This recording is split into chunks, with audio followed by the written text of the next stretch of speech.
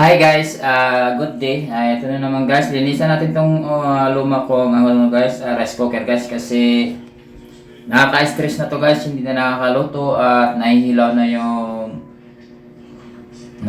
yung mga kanin na guys na pag ito na ang ginagamit. Kasi sobrang luma na to guys at matagal na to guys. So titingnan natin guys, buksan natin guys kung ano ang sira niya guys.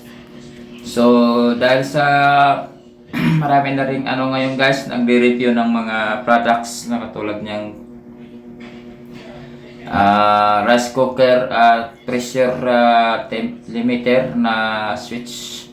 Ito yung product na pwede nating ipalit doon guys sa rice cooker guys, yung pinakagitna niya guys.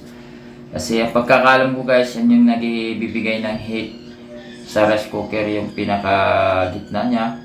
Ang tawag doon guys ay rice cooker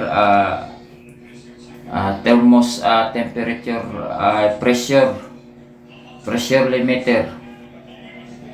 So napakaganda nito guys kasi maliit lang siya pero napakapakinabang sa mga rice cooker guys. Yung mga rice cooker natin guys na hindi na umiinit o kaya hindi na nakakaluto, ang sira niyan guys ay ayan guys, ito yung sira niya guys, na natanggal ko na yan dyan guys. Ito yung sira niya guys, ito yung tinatawag na pressure limiter guys ng rice cooker. So bumili tayo ng sa online guys, marami guys, sa TikTok marami yan guys. So ito yung guys, ito yung bago guys, ito yung naman yung luma na nasa kanan kong kaliwa kong kamay. So ikakabit na natin yung bago guys, madali lang naman guys ang pagkabit guys, na nakakabit na rin. Talagang replacement lang talaga. Isusuot mo lang siya guys, tapos yung mga nasa gilid niyan guys, ito yung luma, wala na, hindi na gumagana kasi kaya hindi na maano kasi sobrang sobra na siya kalawag, saka hindi na masyado na pipress siya ng maigi, kaya kailangan na talaga ng bago guys. So kung nakikita nyo guys, naikabit ko na guys, so napakaganda guys siya kesa luma, diba? So kailangan talaga natin guys ng mga ganito guys. Sa online guys, marami kayong mabibili. At saka napakamura lang po itong thermos pressure limiter guys ng rice cooker guys, yung pinakagitna. Ang pagkabit pala nito guys, talagang isasalpak mo lang talaga, replacement lang talaga, kapalit mo lang, tanggalin mo lang. Medyo maano lang kasi sa gilid to guys, kasi may dalawa tong pinaka niya, pinaka-sabit-sabit niya. Yun yung pinaka-lock niya guys, yung nasa gilid niya guys. Yung dalawang naglalak pa rin din ang gumagalaw. At yung nasa gitna naman guys, talagang isuot mo lang yan dyan guys. Isusuot mo lang sa butas at tapos ituwid mo lang gano'n. So ganyan na ang resulta guys. So yung mga rice cooker guys na luma guys, yung may rice cooker kayo guys, kung okay pa naman o good pa naman yung mga wire connection, tapos hindi na makaluto, so ito lang ang talaga ang sira guys, yung nasa gitna, yung pressure limiter niya guys, ng pinaka switch niya, yan yung nasa gitna. Kasi okay pa naman itong mga wiring niya guys, kahit nakaluma na, pero yung nasa gitna lang talaga nasira, yung temperature pressure limiter guys niya yan yung gumagalaw sa gitna guys.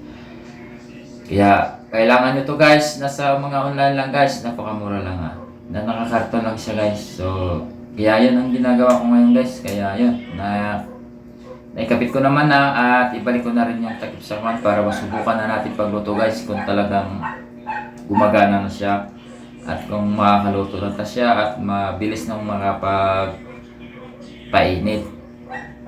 So kung nais nyo to guys, nasa mga lang to, nasa online lang sa mga TikTok, Shopee, Sadam, yung mga yan guys. At thermos pressure limiter, rice cooker pressure limiter switch. So ano pang inaantay nyo So dito guys, kailangan lang natin higpit yan ibalik natin yung takip para iwas na rin tayo ng disgrasya at iwas ng mga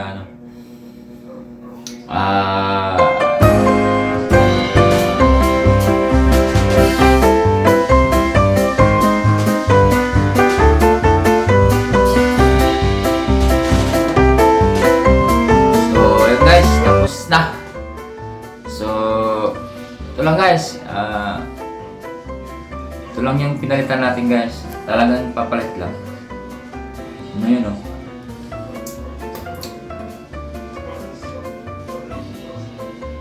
Kaya yung mga luma, yung mga rice cooker, kung hindi na gumagana, huwag nyo na itapong guys kung buo pa naman yung mga wirings.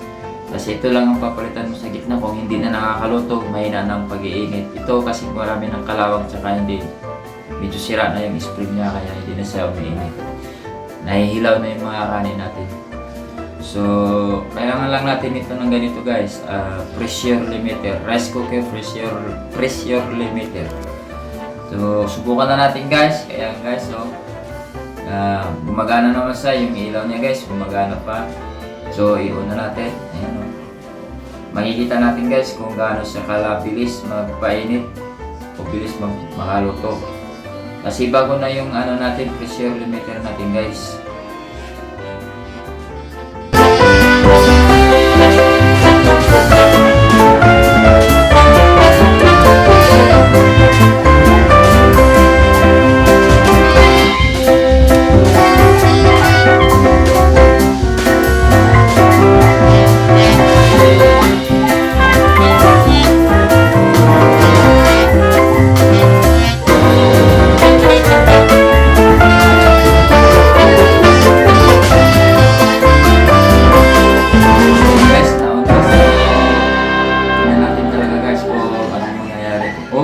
Guys, mga ilang minuto lang guys. So, tiningnan ko guys, nabilis naman uminit guys at ang lakas ng init niya guys. Kaya tingin ko gumagana yung ano yun, luto na guys. So, napakabilis talaga guys. Wala pa mga ilang minuto lang to guys, luto na oh. Hindi katulad nung na hindi ko pa napalitan, pag ganyan na guys, wala nang tubig, hilaw pa. Pero ngayon, wala na siyang tubig at nagre-release na rin yung ilaw niya, bumalik sa dati. So, luto na guys. So, yung medyo basa-basa pa, mamaya na natin hanguin. So, thank you!